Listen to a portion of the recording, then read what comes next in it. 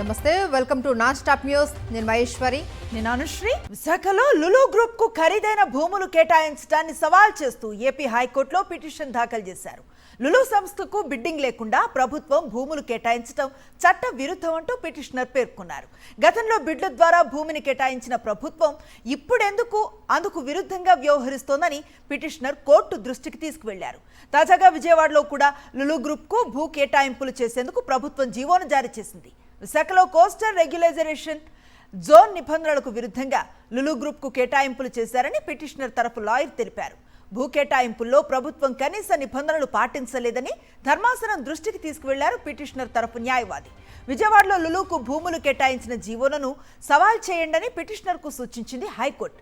విజయవాడలో లులు గ్రూప్ కు చేసిన భూ కేటాయింపులపై పూర్తి స్థాయిలో విచారణ జరుపుతామని హైకోర్టు స్పష్టం చేసింది. తదుపరి విచారణ వచ్చే వారానికి వాయిదా వేసింది హైకోర్టు.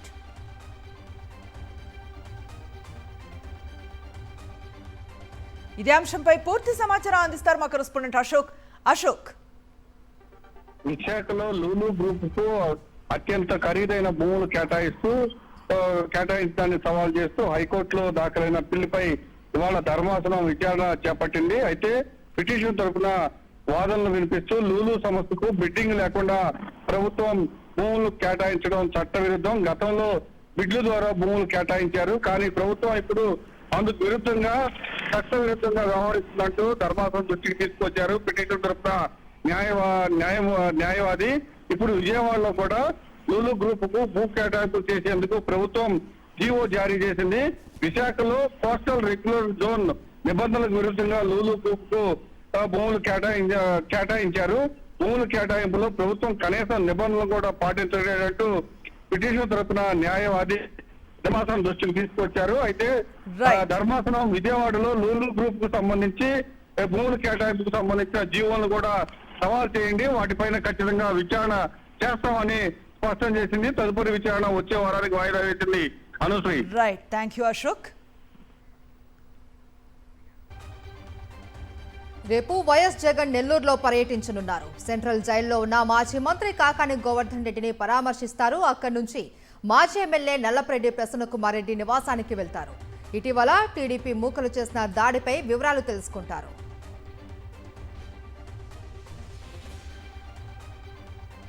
వైఎస్ జగన్ నెల్లూరు పర్యటనపై టీడీపీ కుట్రలు చేస్తోంది. వైఎస్ఆర్సీపీ నేతలు కార్యకర్తలకు పోలీసుల బెదిరింపులు, నోటీసుల పర్వం కొనసాగుతోంది. ఇప్పటికే ఎమ్మెల్సీ చంద్రశేఖర్ రెడ్డి, ప్రసన్నకుమార్ రెడ్డికి పోలీసులు నోటీసులు ఇచ్చారు. ఎవరు వైఎస్ జగన్ పర్యటనకు రాకూడదంటూ నోటీసుల్లో తెలిపారు. జనం వస్తే కేసులు పెడతామంటూ బెదిరింపులకు దిగుతున్నారు. జిల్లా వ్యాప్తంగా ఎమ్మెల్సీలు, మాజీ ఎమ్మెల్యేలు, నేతలకు నోటీసులు ఇచ్చారు. వైఎస్ జగన్ పర్యటనకు 113 మందికి మించకూడదని వింత ఆంక్షలు పెట్టారు. హెలిప్యాడ్ దగ్గర కేవలం 10 మందికే అనుమతి ఇచ్చారు. ప్రసన్నకుమార్ రెడ్డి ఇంటి దగ్గర కేవలం 100 మందికే పర్మిషన్ ఇచ్చారు. 113 మంది దాటితే కేసులు పెడతామని వైఎస్ఆర్సీపీ నేతలను బెదిరిస్తున్నారు పోలీసులు. ఇటు మాజీ మంత్రి అనిల్ కుమార్ యాదవ్ కు పోలీసులు నోటీసులు ఇచ్చారు. అనిల్ కుమార్ యాదవ్ ఇంటికి వెళ్లిన పోలీసులు జన సమీకరణాలు చేయకూడదు అని హెచ్చరించారు.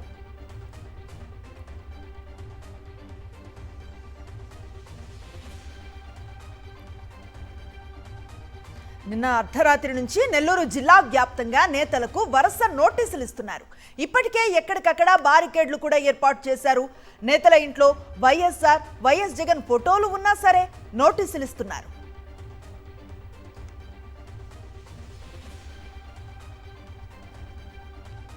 ఇదిలా ఉంటే కూటమి ప్రభుత్వం మరో కుట్రకు తెరలేపింది. రేపు మాజీ మంత్రి కాకాని గోవర్ధన్ రెడ్డిని వైఎస్ జగన్ పరామర్శించనుండగా ఆయన్ను కస్టడీకి ఇవ్వాలి అని పోలీసులు పిటిషన్ వేశారు. రేపటి నుంచి 5 రోజులు కస్టడీకి ఇవ్వాలి అని కోర్టులో వాదనలు వినిపించారు. ఈ పిటిషన్ విచారణను కోర్టు వాయిదా వేసింది. దీంతో పోలీసుల తీరుపై సర్వత్రా విమర్శలు వ్యక్తమవుతున్నాయి.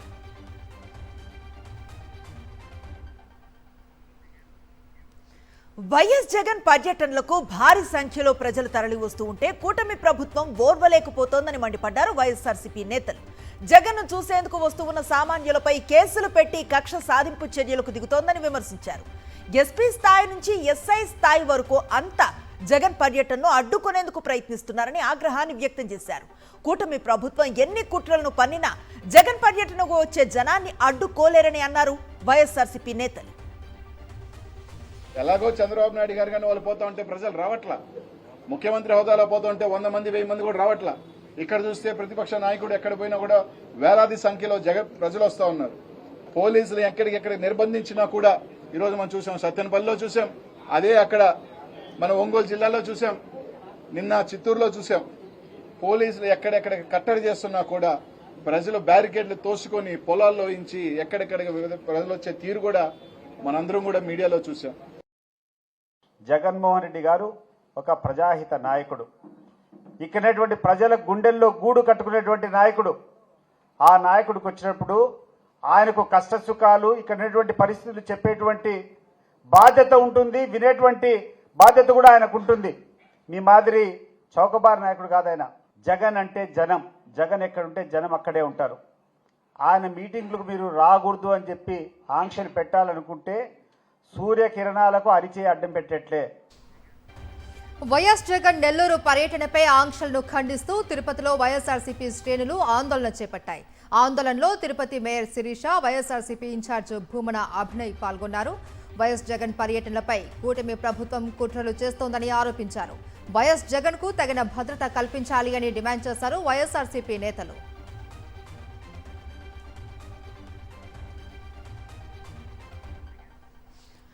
ఏసీబీ కోర్టులో రాజ్ కేసిరెడ్డి అఫిడవిట్ ను దాఖలు చేశారు.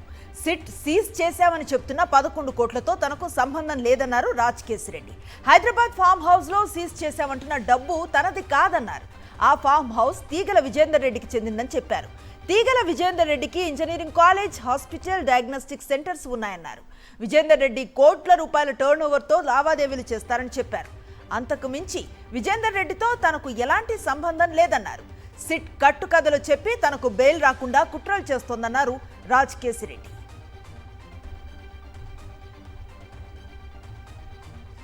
ఏపీ లిక్కర్ స్కామ్ కూటమి ప్రభుత్వం సృష్టించిన బూటకమన్నారు మాజీ మంత్రి పేర్ని నాని. ఈ అక్రమ కేసులో సిట్ లీక్లు ఇస్తూ ఉంటే ఎల్లో మీడియా మసాలా వేసి వండుతుందని విమర్శించారు. లిక్కర్ స్కామ్ లో 1,00,000 కోట్ల అవినీతి జరిగిందని రాసిన ఎల్లో మీడియా ఇప్పుడు ఆ 1,00,000 కోట్ల గురించి ప్రస్తావించడం లేదు అని ఆగ్రహం వ్యక్తం చేశారు. రాజ్ కేసిరెడ్డి క్రిమినల్ అని ఎల్లో మీడియా వార్తలు వండుతోందని, రాజ్ కేసిరెడ్డి క్రిమినల్ అయితే గోవా నుంచి హైదరాబాద్ విమానంలో ఎలా వస్తాడు అని పేర్ని నాని ప్రశ్నించారు. కేసిరెడ్డి అనేవాడు ఎంత ముదురయ్యుండి పెద్ద క్రిమినల్, లిక్కర్ డాన్ అయ్యి 100 రోజుల క్రితం మరి ఇంత క్రిమినల్ అయితే నాకు చిన్న అనుమానం, గోవా నుంచి హైదరాబాద్ విమానంలో వస్తాడు ఎవడన్నా క్రిమినల్, పెద్ద ముదురు క్రిమినల్. ఎందుకు వచ్చాడు? మీరు మాట్లాడుకోబట్టి వచ్చి ఉంటాడు, లేకపోతే ఎందుకు వస్తాడు? ఎవడన్నా తప్పించుకునేవాడు అంత మేధావి, అంత క్రిమినల్, అంత బద్ద లోతైన బుర్ర ఉన్నాడు, అంటే క్రిమినల్ ఆలోచనలు ఉన్నాడు, లిక్కర్ డాన్ అయినోడు, ఆధార్ కార్డు పెట్టి పాస్పోర్ట్ పెట్టి ఫ్లైట్ టికెట్ కొనుక్కుని రెడ్ కార్నర్ నోటీస్ ఉండగా విమానంలో వస్తాడు. వైఎస్ఆర్సీపీ నేతలపై కూటమి ప్రభుత్వ కక్ష సాధింపు చర్యలు ఆగటం లేదు. మాచర్ల మాజీ మున్సిపల్ చైర్మన్ తురకా కిషోర్ పై పెట్టిన అన్ని అక్రమ కేసుల్లో కోర్టులు బెయిల్ను మంజూరు చేశాయి. దీంతో ఇవాళ ఆయన జైలు నుంచి విడుదలయ్యారు. అయితే అనూహ్యంగా ఎంట్రీ ఇచ్చిన పోలీసులు అది కుటుంబ సభ్యులు చూస్తూ ఉండగానే బలవంతంగా ఆయన్ను రెంటచింతల పోలీసులు జీప్ ఎక్కించుకొని తీసుకువెళ్లిపోయారు.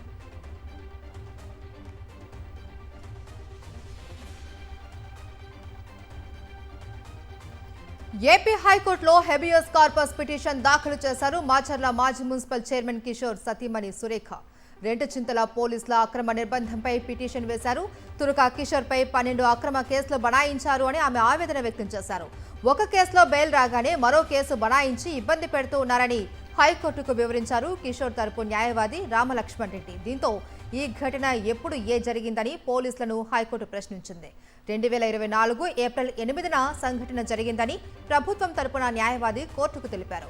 ఘటన జరిగిన 13 నెలల తర్వాత కేసు ఇలా రిజిస్టర్ చేశారు అని ధర్మాసనం ప్రశ్నించింది. అంత అర్జెంటుగా కిషోర్ను ఎందుకు అరెస్టు చేశారు అని ప్రభుత్వ లాయర్ను నిలదీసింది. తురకా కిషోర్పై నమోదైన 12 కేసుల పూర్తి వివరాలు తమ ముందు ఉంచాలి అని ఎస్పీకి హైకోర్టు ఆదేశాలు జారీ చేసింది.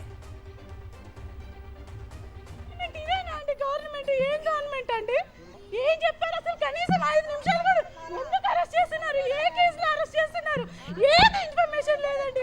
అక్కడి నుంచి గేట్ నుంచి బయటికి రాగానే కనీసం నా హస్బెండ్ చేతిని కూడా పట్టుకోనియకుండా లాక్కెళ్ళిపోతున్నారు. ఏపీలో విధ్వంసకర పాలన సాగుతోందని మండిపడ్డారు వైఎస్ఆర్సీపీ నేతలు. పెద్దిరెడ్డి ఫ్యామిలీని ప్రభుత్వం టార్గెట్ చేసి వేధిస్తోందన్నారు. ప్రభుత్వాన్ని ప్రశ్నిస్తే అక్రమ కేసులు పెడుతున్నారని విమర్శించారు. అధికారంతో అణచివేస్తామనే ధోరణిలో వెళుతున్నారన్నారు. లిక్కర్ అక్రమ కేసులో అరెస్టై రాజమండ్రి జైల్లో ఉన్న ఎంపీ మిథున్ రెడ్డితో మండలి చైర్మన్ మోషన్ రాజు, చెలబోయిన వేణు, ద్వారకానాథ్ రెడ్డి, ప్రసాద్ రాజు ములాఖత్ అయ్యారు.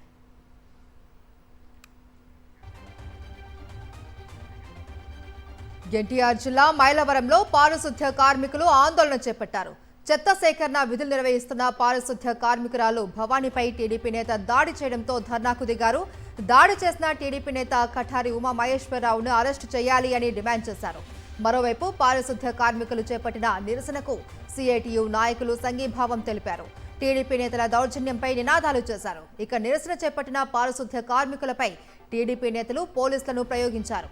ఆందోళనకారులను అరెస్టు చేయించి బాధితురాలు భవానీని బలవంతంగా ఆసుపత్రికి తరలించారు.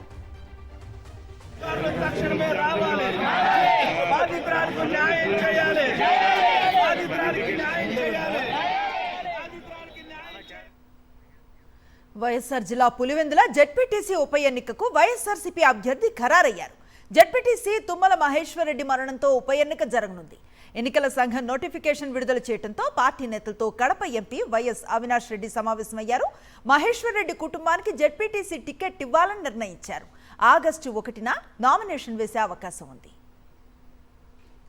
ఇంకా ఎంతో ఆయుష్, ఎంతో మంచి భవిష్యత్తు ఉన్న మహేశ్వరరెడ్డి అకాల మరణం చెందడము, ఆ ప్రమాదంలో మరి ఆ కారణం చేత ఇవాళ ఈ ఉప ఎన్నికలు అనివార్యమయ్యాయి. మరి పార్టీకి సంబంధించిన నాయకులతో, కార్యకర్తలతో అందరితో మాట్లాడడం జరిగింది. అందరూ ముక్త కంఠంతో మహేషన్ల కుటుంబం నుంచే తప్పకుండా టికెట్ ఇవ్వాలి అని చెప్పి ప్రతి కార్యకర్త, ప్రతి నాయకుడు కోరడం జరిగింది. సత్యసాయి జిల్లాలో టీడీపీ నేతలు అరాచకాలు ఆగడం లేదు. పెనుకొండలో మంత్రి సవిత అనుచరుల దాష్టీకం బయటపడింది. కియా అనుబంధ పరిశ్రమల వద్ద దౌర్జన్యానికి దిగారు. అన్ని కాంట్రాక్టు పనులు తమకే ఇవ్వాలి అని వీరంగం సృష్టించారు. కియా అనుబంధ పరిశ్రమ సెక్యూరిటీ సిబ్బందిపై దాడి చేశారు. మీడియా ప్రతినిధుల సెల్ ఫోన్లను టీడీపీ నేతలు లాక్కున్నారు. Jubilee Hills by election seat Congress పార్టీలో చర్చకు, రచ్చకు దారితీసింది. నేతల మధ్య వార్ మొదలైంది. స్థానిక నేతకే అవకాశం ఇవ్వాలని కాంగ్రెస్ పార్టీ నిర్ణయించింది. జూబ్లీ హిల్స్ అభ్యర్థిగా అజారుద్దీన్ వైపు అధిష్టానం మొగ్గు చూపుతున్నట్లుగా తెలుస్తోంది.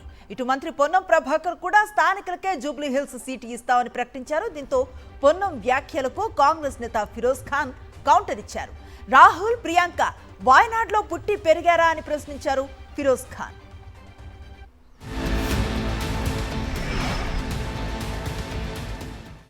అభ్యర్థులు స్థానిక జూబ్లీ హిల్స్కి సంబంధించిన వాళ్ళే ఉంటారు. బయట నుంచి అభ్యర్థులు దిగుమతి ఉండదు. స్థానికంగా ఈ జూబ్లీ హిల్స్ ప్రజలతో వివిధ హోదాల్లో, వివిధ సందర్భాల్లో కష్టపడుతున్నటువంటి వాళ్ళకు సంబంధించిన అవకాశం, టికెట్ నిర్ణయం అనేటువంటిది పార్టీ నిర్ణయిస్తుంది. బట్ బయట నుంచి ఆశిస్తున్నటువంటి వాళ్ళు ఎవరికి కూడా ఇక్కడ అవకాశం ఉండదు అనేటువంటిది పార్టీ ఆలోచన. पूनम जी हमारे मिनिस्टर जी, जिसकी मैं बहुत इज्जत करता हूँ, हाईकमांड नहीं है ना, ये कांग्रेस पार्टी है. यहाँ पे पहले शॉर्टलिस्ट होते नाम, उसके बाद में दिल्ली को भी जाते, फिर वहां पे सिलेक्शन होता, सर्वे होता, एक लंबा प्रोसेस है वो. वायनाड में राहुल गांधी का घर था या प्रियंका गांधी का घर था? तो पूनम जी हमारे हाईकमांड नहीं है. आप चंद्रबाबू की लैकिंग बोलता, चंद्रबाबू नायडू सॉफ्ट करना रहना तो कम्मा वम्मा के वोटों को अपन सेट कर सकते.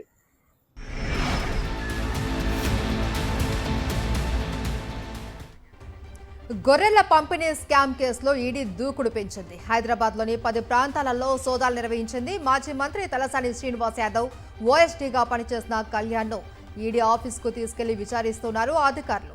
గత ప్రభుత్వ హయాంలో పనిచేసిన పశుసంవర్ధక శాఖ మేనేజింగ్ డైరెక్టర్ రామచంద్ర నాయక్తో పాటు పరారీలో ఉన్న మొయినుద్దీన్ నివాసాల్లోనూ సోదాలు జరిగాయి. సికింద్రాబాద్, బోయిన్పల్లి, జూబ్లీహిల్స్, సరూర్ నగర్ ప్రాంతాలలో తనిఖీలు చేసి పలు కీలక డాక్యుమెంట్లను స్వాధీనం చేసుకుంది ఈడీ. ఈ సోదాలలో భారీగా నగదు కూడా దొరికినట్లు తెలుస్తోంది. నటుడు ప్రకాష్ రాజ్ను ఈడీ విచారించింది. బెట్టింగ్ యాప్ ప్రమోటింగ్ కేసులో అధికారులు ప్రశ్నించారు. ఆయన స్టేట్మెంట్ను రికార్డ్ చేశారు. చట్టాన్ని గౌరవించే పౌరుడిగా విచారణకు హాజరైనట్లుగా తెలిపారు ప్రకాష్ రాజ్. దయచేసి బెట్టింగ్ యాప్ల్లో ఆడకండి అంటూ మీడియా ద్వారా ప్రజలకు సూచించారు. తనకు తెలియక ఒకే ఒక్క బెట్టింగ్ యాప్ను ప్రమోట్ చేశానని, ఇకపై ఇటువంటి యాప్లను ప్రమోట్ చేయబోనని తెలిపారు ప్రకాష్ రాజ్.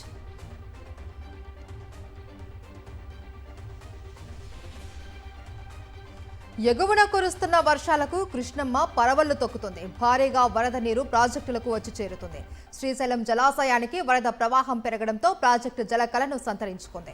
వరద ప్రవాహం అంతకంతకు పెరగగా 8 గేట్లు 10 అడుగుల మేర ఎత్తి నీటిని దిగువకు వదులుతున్నారు. శ్రీశైలం నుంచి నాగార్జున సాగర్ కు వరద పోటెత్తుతోంది. దీంతో అధికారులు సాగర్ 26 గేట్ల ద్వారా దిగువకు నీటిని విడుదల చేస్తున్నారు. ప్రాజెక్టు గేట్లు పూర్తిగా ఎత్తడంతో నురగలు కక్కే జల సవ్వడిని తిలకించేందుకు పర్యాటకులు క్యూ కడుతున్నారు. నాగార్జున సాగర్ ప్రాజెక్టు నుంచి దిగువకు 3,13,304 క్యూసెక్కులు నీరు వదలడంతో కృష్ణమ్మ పరవళ్లు తొక్కుతూ పులిచింతలకు చేరుకుంటున్నాయి. ఇక ప్రాజెక్టుకు వరద రావడంతో 8 గేట్లు 3 అడుగుల మేర ఎత్తి నీటిని దిగువకు వదులుతున్నారు. ఇటు ప్రకాశం బ్యారేజ్ కు భారీగా వరద ప్రవాహం కొనసాగుతోంది. ఉధృతంగా ప్రవహిస్తూ ఉన్న జలాలను ఎప్పటికప్పుడు దిగువకు వదులుతున్నారు అధికారులు.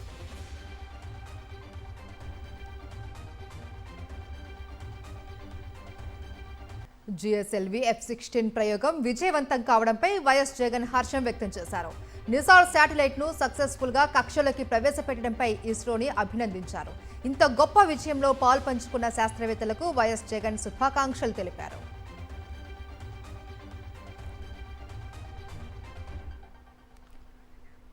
ఆపరేషన్ సింధూర్పై చర్చలో భాగంగా కాంగ్రెస్ పార్టీపై విరుచుకుపడ్డారు కేంద్ర హోంమంత్రి అమిత్ షా. సింధూర్పై ప్రేలాపనలు ఆపి దేశ ప్రజలకు కాంగ్రెస్ సమాధానం చెప్పాలి అన్నారు. ఆపరేషన్ సింధూర్ 140 కోట్ల భారతీయులకు గర్వకారణమన్నారు. కాంగ్రెస్ ఓటు బ్యాంకు రాజకీయాలకు పాల్పడుతుందని మండిపడ్డారు అమిత్ షా. कांग्रेस पार्टी ने क्या किया?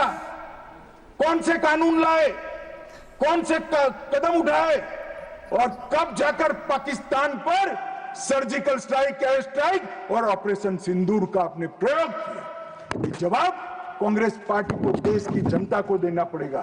मान्यवर, 54 जगह पे देश के अलग अलग हिस्सों में 609 नागरिक मारे गए और मैं आज गर्व से देश के गृह मंत्री के नाते उच्च सदन में कहता हूं, मोदी जी के राज में पूरे देश में कश्मीर छोड़कर कहीं पर भी टेररिस्ट घटना नहीं.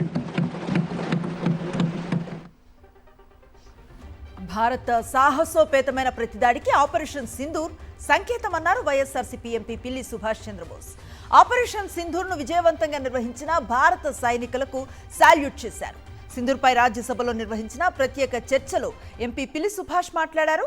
పహల్గాం ఉగ్రదాడి అత్యంత హేయమైన ఘటన అన్నారు. India's Yuga Dharma. It showed the world that India does not act suddenly. It acts with conviction and with resolve. And when India rises, the world takes note. Sir, India acted quickly to reinforce cyber defenses and protect sensitive systems. A cyber warfare. వచ్చే ఏడాది జరగనున్న Tamil Nadu assembly ఎన్నికల్లో అధికార మార్పిడి తథ్యమని ధీమా వ్యక్తం చేశారు TVK అధినేత దళపతి విజయ్. 1967, 1977 ఎలక్షన్స్ లో జరిగినట్టే 2026లోనూ సంచలనం నమోదవుతుంది అన్నారు. చెన్నైలో జరిగిన పార్టీ కార్యక్రమంలో మై టీవీకే యాప్ విడుదల చేశారు విజయ్. సభ్యత్వ నమోదు, ఎన్నికల ప్రచారం కోసం దీన్ని వినియోగించనున్నారు. ప్రజల్లో ఉన్నవాడే నాయకుడు అన్న అన్నాదురై మాటలే తనకు ఆదర్శమన్నారు విజయ్.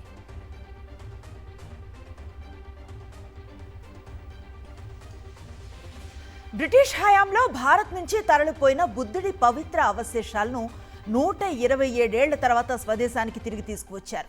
ప్రధాని నరేంద్ర మోదీ ఈ విషయాన్ని ఎక్స్ వేదికగా వెల్లడించారు. దేశ సాంస్కృతిక వారసత్వానికి సంతోషకరమైన రోజుగా పేర్కొన్నారు. 1898లో ఉత్తరప్రదేశ్లో పిపర్హావా ప్రాంతంలో చేపట్టిన తవ్వకాల్లో బయటపడ్డ ఆ పవిత్ర అవశేషాలను వలస పాలన సమయంలో మన దేశం నుంచి తరలించారని గుర్తు చేశారు. పిపర్ హావా ప్రాజెక్టు వెబ్సైట్ వివరాల ప్రకారం 1898లో యూపీలో భారత్ నేపాల్ సరిహద్దు సమీపంలో పిపర్ హావాలో ఓ పురాతన బౌద్ధ స్తూపం తవ్వకాల సమయంలో పెద్ద రాతి పెట్టెలో కొన్ని అవశేషాలు బయటపడ్డాయి. ఇందులో గౌతమ బుద్ధుడికి చెందినవిగా భావిస్తున్న అస్థి అవశేషాలు, పేటికలు, బంగారు ఆభరణాలు, రత్నాల వంటివి ఉన్నాయి. అంతర్జాతీయ వార్తలు చూద్దాం. అమెరికా అధ్యక్షుడు డొనాల్డ్ ట్రంప్ అన్నంత పని చేశారు. భారత్పై సుంకాల మోత మోగించారు. భారత్పై 25% అదనపు టారిఫ్లు విధిస్తూ ట్రూత్ సోషల్లో పోస్టు పెట్టారు ట్రంప్. ఆగస్టు 1 నుంచి ఈ సుంకాలు అమల్లోకి వస్తాయని వెల్లడించారు. అమెరికా దిగుమతులపై భారత్ విధిస్తున్న టారిఫ్లు ప్రపంచంలోనే అత్యధికమని ఆరోపించారు ట్రంప్.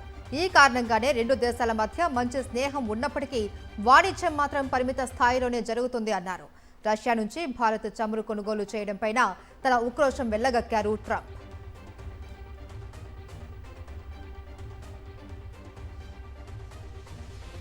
రష్యాలో కామ్చట్కా ద్వీపకల్పంలో సంభవించిన భూకంపం ధాటికి అమెరికా పశ్చిమ తీర ప్రాంతంలో సునామీ అలజడి రేగింది.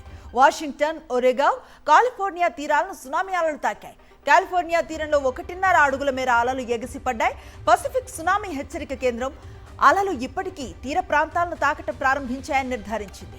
హవాయిలో ఓహో ఉత్తర తీరంలో హలైవాలో ఓ సునామీ అల 4 అడుగుల ఎత్తులో ఎగిసిపడిందని పేర్కొంది. అంతేకాదు అలలు దాదాపు 12 నిమిషాల వ్యవధిలో పలుమార్లు వచ్చినట్లుగా తెలిపింది.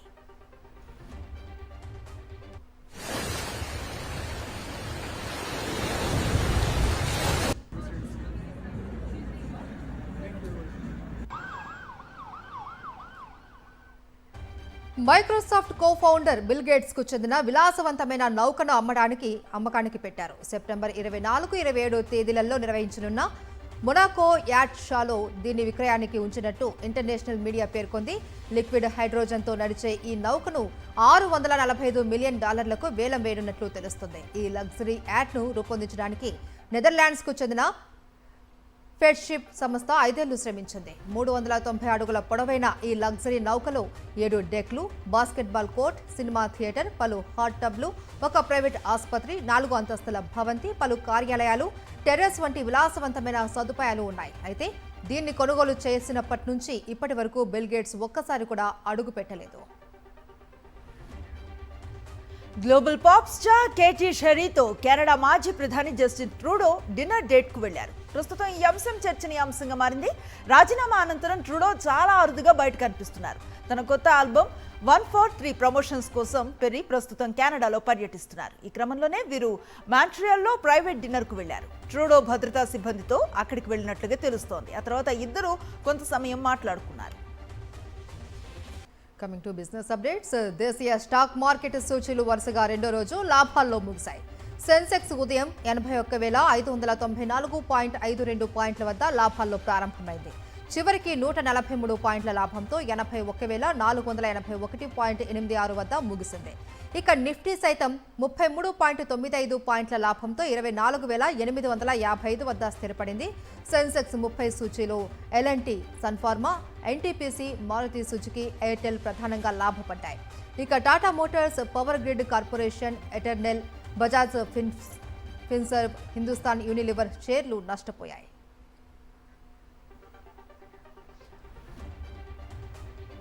వారం రోజుల నుంచి నిరంతరం తగ్గుతూ వచ్చిన పసిడి ధరలు మళ్లీ తిరిగి పరిగెడుతున్నాయి. ప్రధానంగా అమెరికా అధ్యక్షుడు ట్రంప్ ఇండియాపై భారీ సుంకాలు ఉండనున్నట్లుగా చెప్పిన తరుణంలో ప్రపంచ దేశాల్లో కూడా ఆందోళనలు స్టార్ట్ అయ్యాయి. దాని ప్రభావం గోల్డ్పై పడింది. ఇన్వెస్టర్స్ అప్రమత్తమై పసిడి కొనుగోళ్లకు దిగటం రేట్ల పెరుగుదలకు కారణంగా నిపుణులు చెబుతున్నారు. ప్రస్తుతం హైదరాబాద్, విజయవాడ, విశాఖపట్నాల్లో 10 గ్రాముల 24 క్యారెట్ల బంగారం ధర $1,01,620 ఉంది. కిలో వెండి ధర 17,031గా నమోదు అయ్యింది. స్పోర్ట్స్ అప్డేట్స్ చూద్దాం. ఇంగ్లాండ్, భారత్ మధ్య రేపటి నుంచి 5వ టెస్టు మొదలు కానుంది. లండన్లోని కెన్నింగ్టన్ ఓవల్ మైదానం ఈ మ్యాచ్కు ఆతిథ్యం ఇవ్వనుంది. ఇక ఈ మ్యాచ్తోనే సిరీస్ ఫలితం తేలనుంది. ప్రస్తుతం ఇంగ్లాండ్ 2-1తో ఆధిక్యంలో ఉంది. టీమిండియా మ్యాచ్లో గెలిస్తేనే సిరీస్ను 2-2తో సమం చేస్తుంది. ఇక ఈ కీలక పోరు కోసం ఇంగ్లాండ్ ఒకరోజు ముందుగానే తుది జట్టును ప్రకటించింది. కుడి భుజం గాయం కారణంగా కెప్టెన్ బెన్ స్టోక్స్ 5వ టెస్టుకు దూరమయ్యాడు. ఇప్పటి వరకు జరిగిన 4 టెస్టుల్లో స్టోక్స్ ఆల్రౌండర్ ప్రదర్శన చేశారు. ఇక ఆల్రౌండర్ లియామ్ డాసన్, పేసర్లు జోఫ్రా ఆర్చర్, బ్రైడెన్ కార్స్ ను కూడా తుది జట్టు నుంచి తప్పించారు. ఇక ఓవల్ మైదానంలో 1936లో తొలి మ్యాచ్ ఆడిన భారత్ ఇప్పటి వరకు 15 మ్యాచ్ల్లో 2 విజయాలు సాధించింది. 7 మ్యాచ్లను డ్రాగా ముగించి 6 పరాజయం చవిచూసింది. ఇక 3 మ్యాచ్ల్లో ఇన్నింగ్స్ తేడాతో ఓడిపోయింది. ఇవి నాన్ స్టాప్ న్యూస్ అప్డేట్స్.